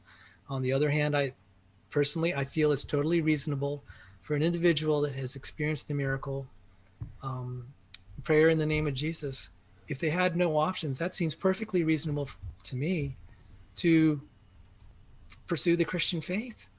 I mean, because there's no guarantee either that you're going to find a naturalistic explanation. That's a faith belief. So it's up to each individual what he's going to wager. That's no different from any decision we make in life where we have less information than we'd like. And so we basically take a little bit of a wager with incomplete and sometimes information that's difficult to process. I kind of know that because those principles because I like playing in the casino. And to beat the casino, you have to be able to deal in an environment where uncertainty is the norm. So thank you again, if I mispronounced your name, my apologies. And I hope you're not offended if I say Merry Christmas. So actually, I'd like to answer your question. So if I was the girl in that case, I would treat it like a lucky rabbit's foot. If I win at the lottery a bunch of times with my lucky rabbit's foot, I'm not going to follow the lucky rabbit's foot for the rest of my life and praise the lucky rabbit's foot. I'm going to look for naturalistic explanations. And this isn't a faith-based claim. This is a claim on induction. All of the evidence in the past is it's natural. Therefore, I'm probably going to lean towards whatever is causing this is probably natural. Gotcha. All right. The next one is from Brandon Connell. He says to both, if life is inevitable and the universe was tuned differently, wouldn't we just be different in saying that it was fine-tuned for us there? Yes, essentially what his argument is saying is that if all the fine-tuning was different, then life could have come about in those different universes in a different way, which is correct. The only reason that life seems to be fine-tuned for us is because our kind of life is only possible given these particular sets of laws. But that doesn't mean there are different kind of fractal sets of laws that if the current sets of physics were changed, then those would be replaced by other sets of laws creating a similarly primed universe for a different kind of life. Absolutely, that's one of the possibilities. And so, yeah, no matter what universe we see, they could all produce life and we just don't realize it. And so no matter what, life could be inevitable and we just haven't thought about it yet. Gotcha. Do you have a response to that, Sal? Yes. And I'm glad TJump just talked to Luke Barnes and I got a different take on what Luke had to say. And so, I mean, Luke said very few universes would even have any chemistry. If there's no chemistry, there's no life. Meaning by that, if you just have hydrogen atoms and not the periodic table of the elements that enable our chemistry, there's no life. You can't just mix hydrogen and expect any of the kinds of things that we see on Earth, where you have all these molecular machines, because you only have one element. And so it's just going to be very uninteresting, and there's not going to be anything that resembles machines or life. So that is my best understanding. And I hear the word fine-tuning all the time in the world of physics, and they have to appeal to multiverses and all these other things to try to solve it. So Um, I don't think it's, I think it's really presumptuous to think there could be life in these other ones. And it's falsified as a matter of principle based on what we know. It's just a faith belief life could arise in these others. Gotcha. All right, the next one is from Sayafredo Sarabia. They say, at Tom, I don't understand your position. You appeal to one authority against Sal's authority of diplomas and work. What authority do you have that viewers should agree? Sigifredo Sarabia, yes. I listed a bunch of papers and academic sources and the consensus multiple times. So I'm not just listing one academic source against his one academic source. I'm listing 90% consensus in everyone in the field everywhere in the world against his cherry-picked hand few. So I would go with, like, I listed the a few references when talking about how ideas are pseudoscience. I listed a few references in the New Scientist article where you could check out the actual work being done in the field. So I listed a number of those. But yeah, it's not just my source against his source. It's the entire field of academia against his cherry-picked few sources. So I would say there's a lot more reason to accept the consensus rather than a few cherry-picked sources. Gotcha. I don't have to cherry pick sources. I have experimental evidence. Life does not arise from non-life. Doesn't matter how many people. I have experimental except the opposite, evidence. because you're not going to see life arise from non-life. That's a testable prediction. It's not been falsified. And all these people that say it can, they're appealing to non-testable things, and they've gone off the scientific deep end when they appeal to their speculations as equivalent to something experimental. That's being very misleading. I don't want to use the word dishonest. I think they're just delusional. Gotcha. The facts are on my side. Gotcha. The experiments are on my side. Cite one experiment where life comes from non-life, of cellular complexity. Cite one experiment where something as complex or similarly complex as a cell. The experiments lie on my side of the aisle, not on the consensus. I just need to predict something new. I don't need to predict life will come from non-life. I just need to predict, if it does, here is the process that we'll see that we haven't seen yet. I'm afraid not. That's not a good enough standard. I don't think you understand philosophy of science. All right. With that, we'll go to the next one. The next one's from Sphincter of Doom. They say, basic physics and chemistry. Life consists of non-living material which interacts in predictable and simply random ways. I think that might be directed to you, Sal. It's a composition of vision fallacy. Life can obviously come from non-life because all of our parts are non-life. And so if you combine enough non-life, you will get life. The problem is, again, we may have all the parts, but this is like a tornado going through a junkyard. A pile of parts that happened at, not even a junkyard. We have all the parts that are needed. If they don't spontaneously assemble in the right orientation and position, there's a problem. Basic physics has things like inertia tensors. There's a famous theorem in physics that they try to describe instability. That's called the tennis racket theorem. Now, we see this play out in all sorts of physical chemistry. There's certain things when you have random solutions that are just not going to arise because of the random molecular motions and the way physics just tends to work. So there are things that are far from the expected outcome. Life has many structures that are far from equilibrium. And so what we expect in, say, prebiotic environments is a tendency toward equilibrium. The equilibrium is death. That is part of the asphalt paradox. And so I refer the reader who was kind enough to send a super chat to look Steve Benner's Paradoxes of Life. All right. Maybe you'll have a different view after you read it. Gotcha. But thank you. And I hope you're not offended. Merry Christmas. And thank you for the super chat. Wonderful. Next one is from Germania. They say, question for Sal. How do you explain God demanding the death of gay people in the Old Testament? I don't have a good answer for that. And I think that's a legitimate question. And there are lots of things that God has allowed in the world, not just demanded, but allowed, that I don't have good explanations for. And my apologies. So I know that some people that one person told me that that's the barrier to her becoming a believer. It's just like how uh, God's laws about the way they conduct their personal lives.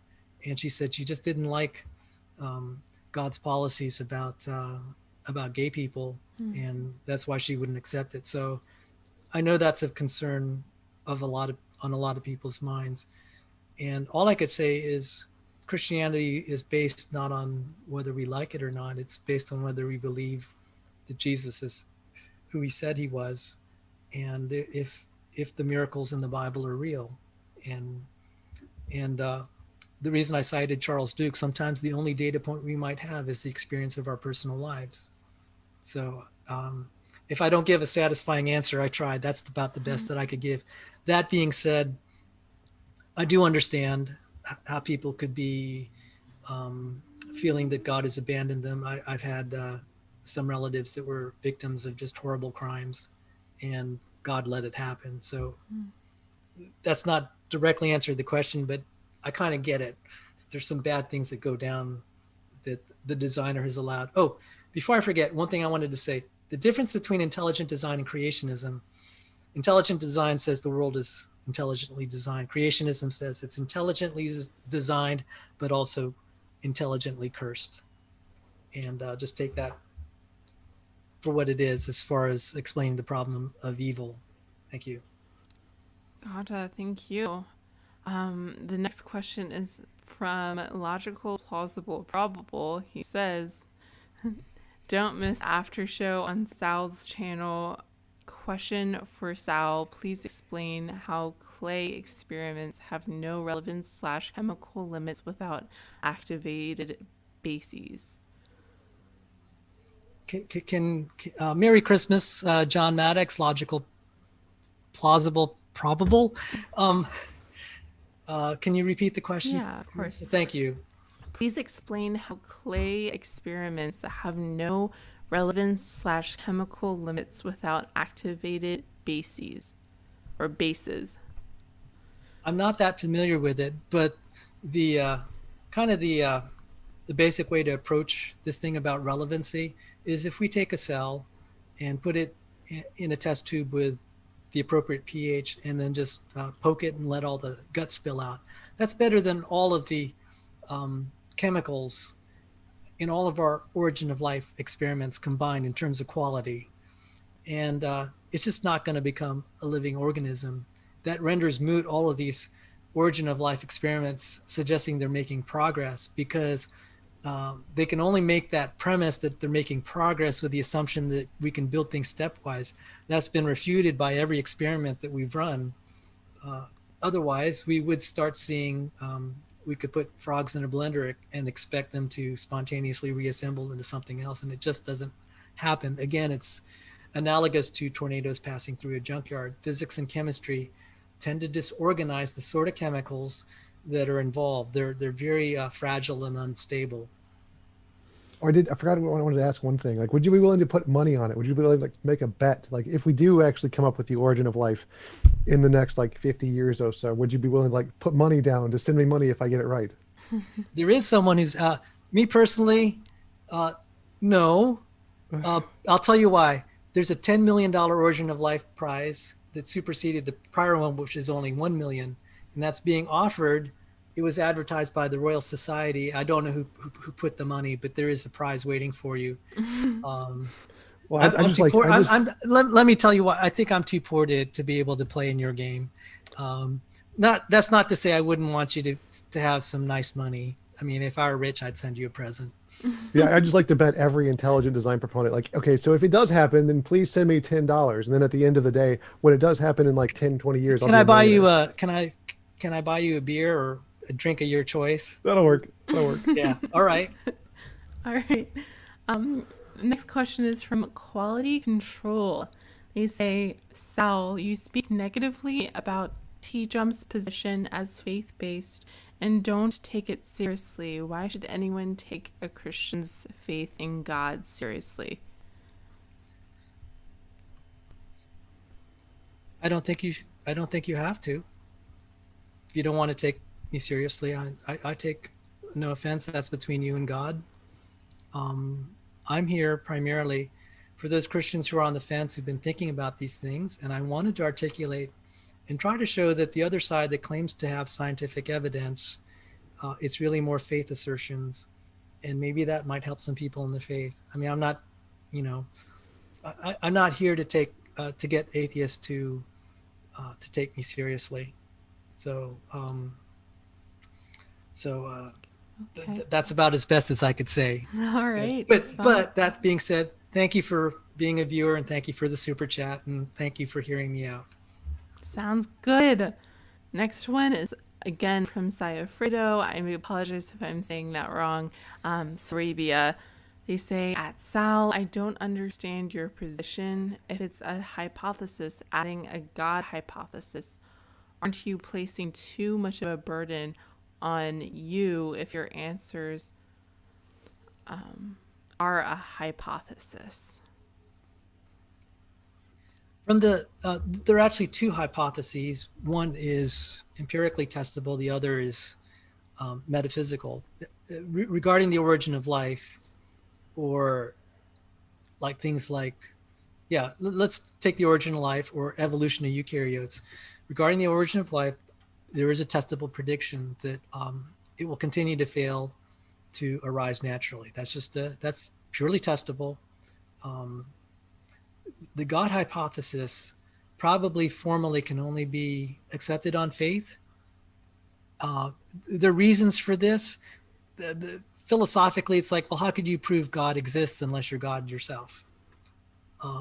It's one of those. So when Jesus said that you need to be like a little child to accept this, I got it, because when I was in math class, they were talking about the axioms of mathematics, and I almost fell out of my chair. And they said, yeah, these things can't be proven. I'm just like, whoa.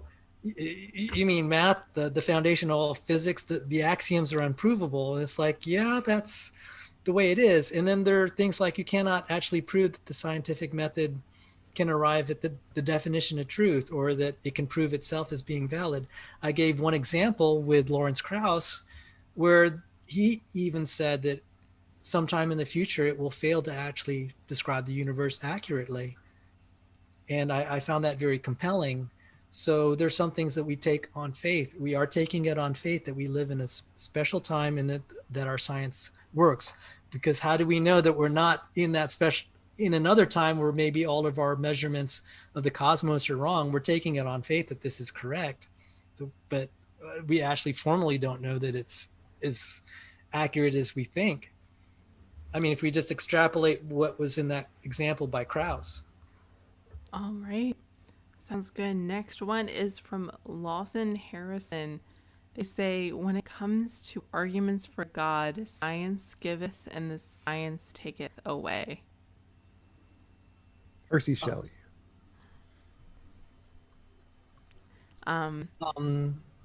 Who is this? It's a reference to a Percy Shelley quote. Percy Shelley said that if God was created in order to solve problems that we didn't know the answer to, science is going to destroy those. So it's the God of the gaps. Everything is, well, we can't explain it because therefore God, then science explains it, and then therefore not God. Gotcha. Is there anything you have to say to that, Sal, or should we go on to the next one? Science giveth and taketh. I'll just say my study of science has persuaded me that the origin of life and the origin of the universe is a miracle. All right. I believe that more strongly now, the more research that I've done. And so I think science has given, and science is a gift from God. Sounds good. Next one is from Double A. They say, Sal, what do you think a scientific law is? Scientific laws are, I actually showed the 5 differential equations that are the major pillars. Those are examples. A law is, according to Ralph Landauer, they're algorithmically compressible descriptions of nature. And what that means is that we can boil something down into maybe a simple form and repeat, describe many phenomenon, and also predict the outcome of many processes. So that is what I consider a scientific law. And one of them, by the way, is, I mentioned it, it's not on the level of, say, physics, it was Virchow's principle: cells come from pre-existing cells. Gotcha. The next one is from Donnie H. They say the Rosetta spacecraft found the building blocks of life on a comet in 2009. My response is that may be evidence that that those biotic particles came from Earth. There probably was some sort of explosion. We see some things like this, like geysers on Enceladus. If I don't pronounce that right. And these things have very Earth-like compositions. We've also found bacteria that are Earth-like in meteorites. So this suggests an Earth-born origin. All right, TJump, do you have anything to add to that? Yeah, Sal, you don't think life is going or could come about on other planets? Like the building blocks for life are pretty mundane. They're pretty much everywhere. I don't know. Like, you don't think those are going to happen on other places? Well, it depends on what you mean by building blocks. I mean, most of life is composed of 6 major elements, cellular life, and I should know the names: hydrogen, oxygen, nitrogen, carbon, sulfur, and phosphorus. I may have gotten that wrong. So, I mean, in like a really base sense, the building blocks are just all over the place. But if we go to like more complex levels of these, taking those elements and making molecules, it's debatable how ubiquitous they are.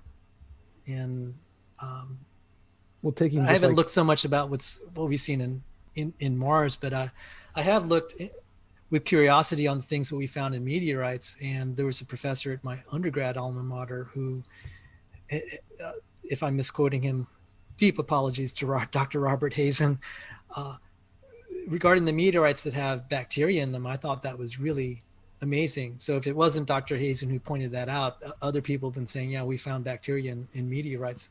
So we can either say that life is abundant across the solar system, or it's just in things like meteorites and comets. And I would be inclined to think to look into whether there is a mechanism that threw these out into space. It's certainly plausible compared to anything. If you looked at some of the solar system theories out there, it's not that outrageous, relatively speaking. And I say relatively speaking to other theories. Just specifically, like the RNA on clay, we have shown that these can come about by natural processes. Do you think that we could find RNA on other planets that have this kind of a system? My understanding is that those RNAs on clays, that is for the polymerization process, not the origination of the RNAs themselves. I've not heard that they can that we could take nucleobase and join it to a phosphorus group, and then the ribose group. I've not heard that can be done naturally. I have heard that they can be, once you have them, if you have purified ones that are also the right chirality, they can be polymerized on clay. So I've heard that RNA chemistry is like a nightmare. The other thing is, just because it's polymerized doesn't mean it's going to stick around long. There's a reason that they say, just, if you think something's been exposed to a virus like, say, COVID, just leave it alone for a while and it's just going to die. So a lot of these viruses, which if they're RNA viruses, will just spontaneously degrade. They're not going to lay around very long to become anything significant. That again parallels the asphalt paradox. Organic molecules left in cells just become useless. All right. Sounds good. Next question is from MindBen256. He says, he just said that people argued against Einstein for some flawed reasons. Creationists argue against a biogenesis and then use the same flawed logic on Jesus. I think that might be directed to you, TJump. Yes. So people used flawed arguments against Einstein, like claiming that space-time can't bend. Therefore, it doesn't matter what predictions he makes, it's just completely impossible, which is the same flawed logic that creationists use for abiogenesis. It's so impossible that life could come from non-life because we can't imagine it. Reality doesn't care about our imagination. Reality does things that we can't imagine all the time. So the limits of our imagination, our paradoxes, our arguments, our philosophical presentations, all of that is just stuff about how we imagine things to be. That has nothing to do with reality. So reality doesn't really care about our arguments or our paradoxes. Reality works just fine, regardless of what we can imagine. All right. Sounds good. We have another one here. Just had to refresh it. Give me just 1 second. Next one is from Stripper Liquor. They say, at Sal, it's tough debating Tom and the chair. Respect. Oh, thank you, Stripper Liquor. And I told Tom backstage, I said, "You're the man of steel." He had a debate with Godless Girl who was just screaming at him the whole time, and he just sat there just so quietly. I said, "Man, you got my respect, Tom." But thank you very much, Stripper Liquor, and I hope you're not offended if I say Merry Christmas to you. Sounds good. Next one is from Sphincter of Doom. You say, would Sal this is your name and I'm not. Cordova. Be interested in a debate with me over a biogenesis? Yes, I would be very interested in that. I would like, by the way, one thing about debating, it's also a good way to learn and understand your own arguments and be corrected. So I don't know how we can be in touch. Is there a way that we can be in touch? Yeah, I can see if I can make that happen. But I can, I'll talk with James about it. Sphincter of Doom. I can, if you give me a moment, I think I can type an email. I have another computer here. And what was his, it was at SP? HIN. Sphincter of Doom. So I will, CTR. and it is, I'll give you a Sphincter of Doom. I'm going to give you an email that I use for public communication, just so my regular email doesn't get spammed. I will look. Thank you for the kind offer of this discussion. So I'm going to type that in. Sounds good. In the meantime, I'll read the next one. From Jason Rivera LeBron. He says, TJump, describe emotions or energy in motion. Why are random beings afraid of death? Look up Anton LaVey. When he died, look up his experience. We're afraid of death because evolution. If things are afraid of death, then they tend to live longer and produce more. And so you have evolution prioritizes beliefs and values that promote life. And so we are afraid of death. That is why. Gotcha. All right, next one is from David from Microsoft. What are your thoughts on Alden's number? TJump, are you familiar with that one? It's a fake number. So it's like, I think did Vouch make it up? Yeah, he did. So yeah, he was in a debate and somebody was pretending to know anything, and he asked, "Do you know what Vouch's number or Alden's number is?" And the guy was like, "Yeah, I know what that is." He's like, "No, you don't. I literally just made that up." Sal, I think you and I were talking about before the debate Vosh. And yeah, so this is the guy who made it up. Everything comes back to the origin, right? Yes. Next one is from Animated Effigy. They say, default position for unproven claims is disbelief. I'm fine with that. All right. Next one is again from Logical, Plausible, Probable. He says, TJump, bet accepted, $1,000 each plus 10% per year times 20 years. Must have solution for undirected emergence of encode, transmit, decode of genetic information.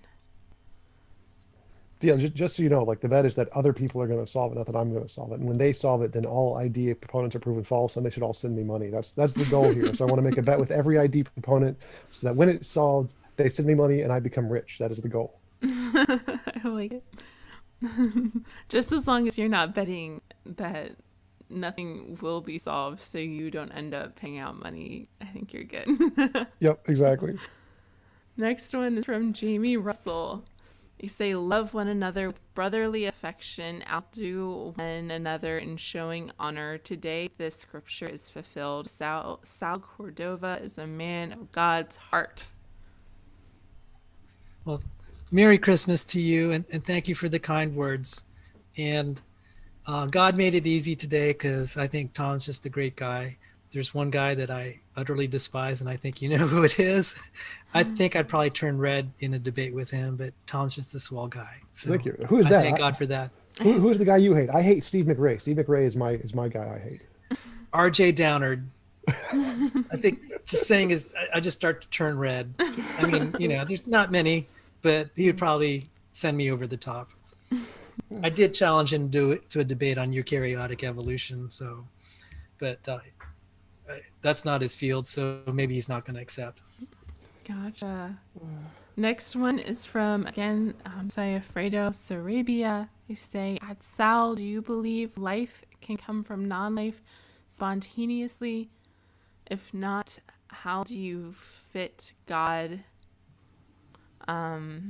If yes, why not agree with TJump that his hypothesis is correct, or are you both wrong?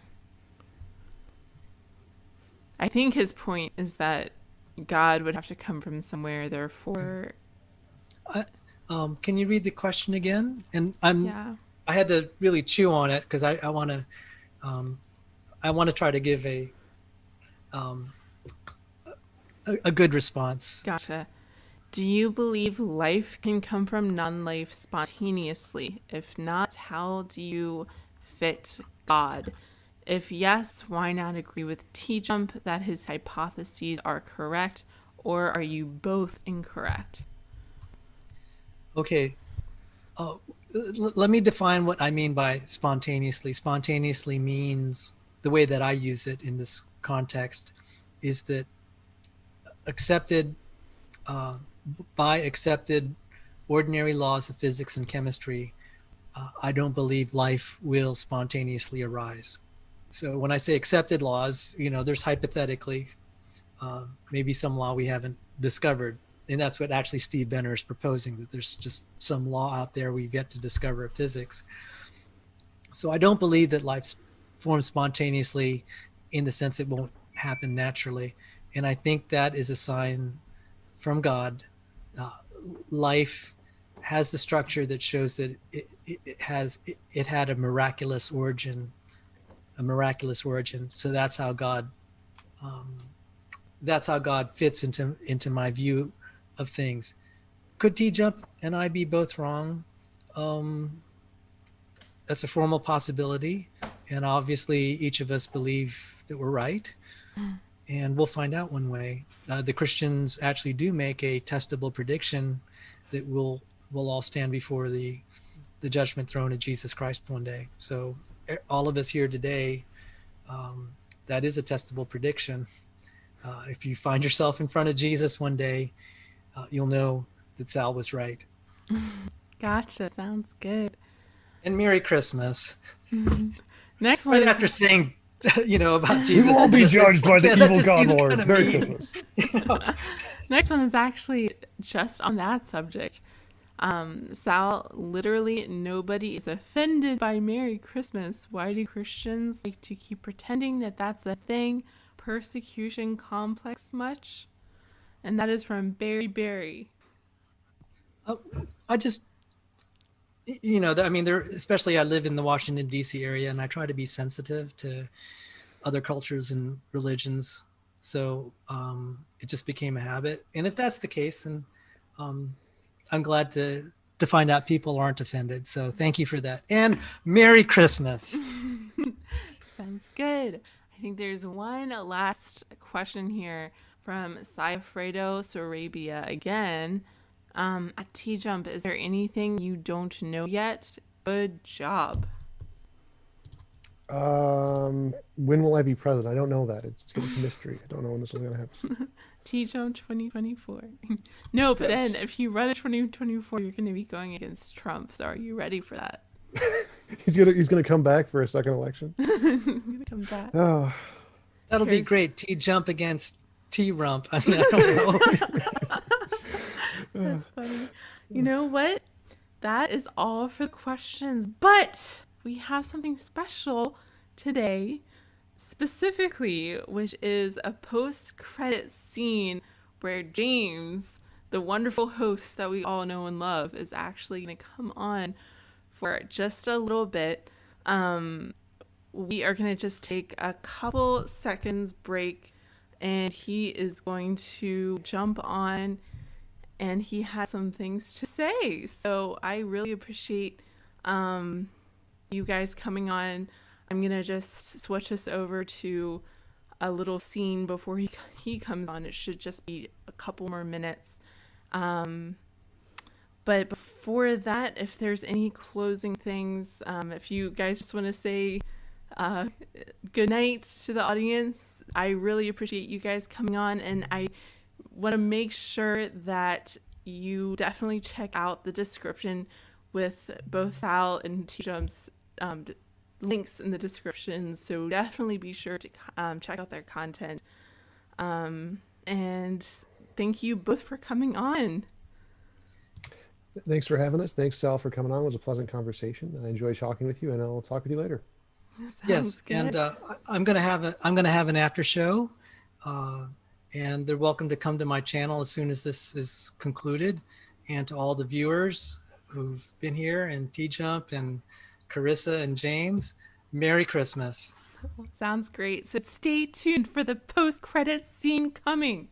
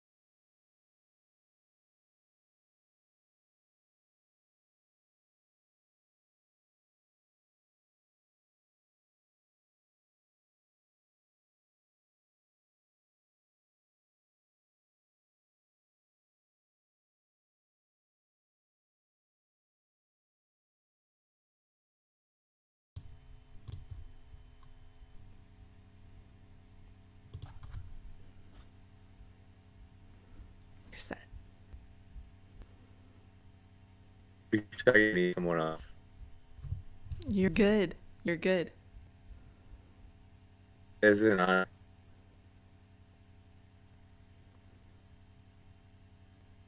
Oh Can no. you hear me? Yes, you were cutting in and out for a second, but you're good now. Oh wait, you know what it is? I just realized. So sorry. Well, actually, this is actually kind of working. Okay, let's. Is it cutting in and out bad? Not now. You're good, and everyone can hear you now. I already transitioned. Maybe that's a bad thing. No problem.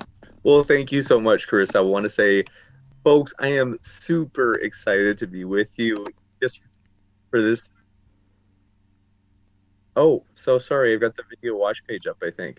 Yes, I do. Okay, very embarrassing. So basically, really excited, folks. Just wanted to quick jump in and say a couple things. First, thank you so much to Carissa for doing a rockin' awesome job. Seriously, I really do appreciate your help, Carissa.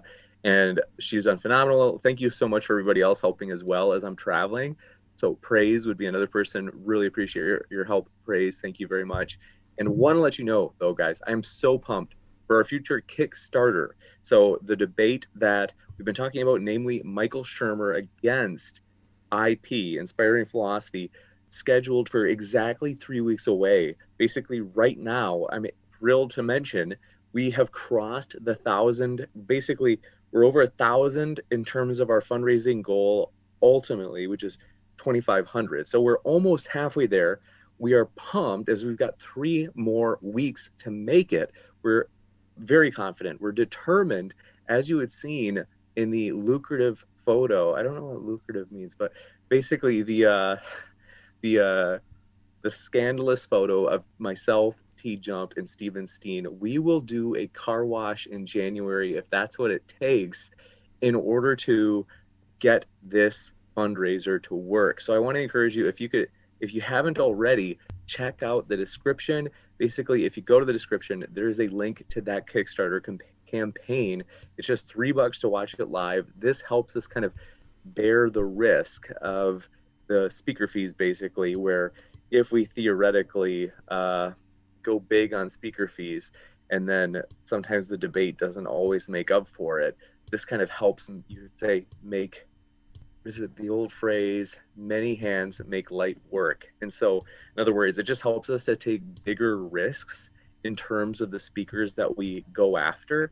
And so I want to tell you folks, I'm dead serious when I say that this is just the first step for modern day debate, as we want to in the future do huge debates with bigger speakers. And I'm talking like monstrous speakers in terms of like Carissa's favorite, Jordan Peterson, others like Sam Harris. Those are the people that we are hoping to eventually host this summer. Not those per se against each other, though it could be, but that's kind of like the level that we're shooting for. And the Kickstarter is a great way for us to potentially do that, because with those guests, for example, last I heard, Sam Harris charges $25,000 for an in-person debate. That's at least from a buddy of mine who reached out to him. And so the trick is, like, obviously that's something that we couldn't take as a risk. I don't even have the kind of money sitting around. So the idea is, with a Kickstarter, with enough people, we can eventually get to the point where we actually could go for those big fish speakers. And so this Kickstarter is both for this debate, but it's also in a very big way a way for us of knowing whether or not this is a strategy that can actually work for us in terms of getting those huge name people on the channel in the future. So I do want to encourage you, if you think you'd enjoy it, if you think that watching this debate live and also making it possible such that it actually happens is worth it, for $3, the cup of Carissa's Starbucks coffee that she gets every day. Do you get it every day, Carissa? Oh, I wish. Basically, the cup of a coffee, folks, you can watch the debate live and help make it actually happen. Is, like I said, this is something that is, we have to meet that threshold. And I can guarantee 100% all of the funding that comes in is either going to speaker fees, or if we reach our threshold and we go above it, it's going to be reinvested back into the channel. So things like, a lot of you guys don't know that, like, I actually pay, for example, like Matt, because we love having Matt on to debate. And so we realize that a person's time is valuable. And so oftentimes we don't tell people because it's, there's just no reason to, but a lot of times people don't realize, like, that there are speaker fees in a lot of the debates that we have. And what we're doing is it's a reasonable thing that we're like, hey, we understand people's time is valuable. And so we don't mention it to people because usually there's not as much risk where we can think with, let's say, super chats and things like that. the speaker fees are usually covered. Sometimes we take, to be honest, like a loss, and that's, like I said, where we can kind of take more risks by doing things like Kickstarters, because we don't have to worry about the potential loss. So we can actually go after these bigger name people. And so that's kind of the explanation for it. But just want to say thanks so much, everybody. We really do appreciate you. Thanks so much to Carissa and Praise and everybody else who's helped as I've been traveling. I'm at my parents' house right now. I don't know. Am I frozen? Am I buffering? No, you're good. Okay, that's great. But thanks so much, everybody, for hanging out. Thanks so much for helping us already break that $1,000 threshold in the Kickstarter. That's huge, you guys. This is like, what has it been, a week or so? So this debate is going to happen. We're determined. Please join us. That Kickstarter link is in the description. I'll throw it in the live chat one more time right now. And so thanks so much. And thank you to Carissa for letting me quick jump in to make this plug. Oh, for sure. Thank you so much, James.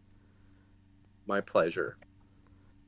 With that, thanks so much, everybody. We hope you have a great rest of your night. Keep sifting out the reasonable from the unreasonable. Thanks, everybody. Have a great night.